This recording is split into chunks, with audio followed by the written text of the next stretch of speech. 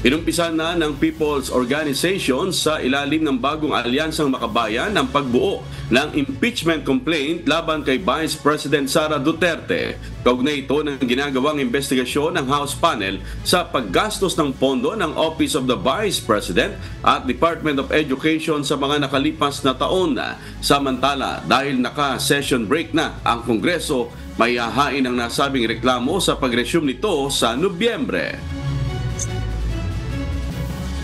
Yung iba't ibang mga people's organizations under bayan are now studying the possibility of filing an impeachment complaint, and the drafting of the complaint has started. Ang catch-all naman talaga na ground dyan ay ang betrayal of public trust. Diba? Yung mga ginawa niya. Ngayon, prioridad para sa pagtingin ng bayan muna na mamamayan ang mag-file ng complaint. At mga people's organizations yan. At hindi kami mangingiming susuporta dyan.